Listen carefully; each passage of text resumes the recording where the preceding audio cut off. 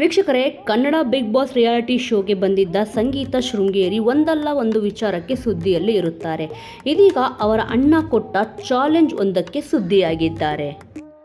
ಇನ್ನು ನಟಿ ಸಂಗೀತ ಅವರು ಬಿಗ್ ಬಾಸ್ ಮೂಲಕ ಅಪಾರ ಅಭಿಮಾನಿಗಳನ್ನು ಸಂಪಾದಿಸಿಕೊಂಡಿದ್ದರು. ಬಿಗ್ ಬಾಸ್ ಮನೆಯಿಂದ ಆಚೆ ಬಂದ ಬಳಿಕ ಅವರು ನಿರೀಕ್ಷೆಗೂ ಮೀರಿದ ಅಭಿಮಾನಿಯನ್ನು ಗಳಿಸಿಕೊಂಡಿದ್ದರು.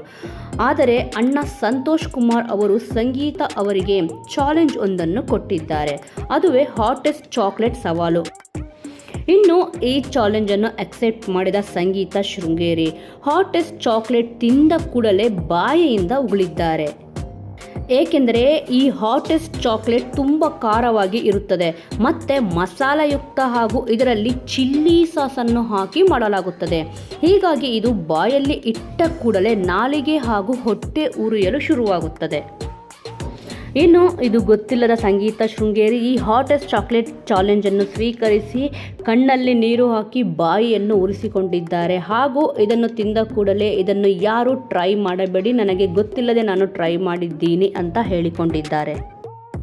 ಇನ್ನು ಇದನ್ನು ನೋಡಿದ ಕೆಲ ಅಭಿಮಾನಿಗಳು ಅಯ್ಯೋ ಪಾಪ, ಸಂಗೀತ ಶೃಂಗೇರಿಗೆ ಈ ರೀತಿ ಆಗಬಾರದಿತ್ತು ಎಂದು ಕಮೆಂಟನ್ನು ಕೂಡ ಹಾಕಿದ್ದಾರೆ.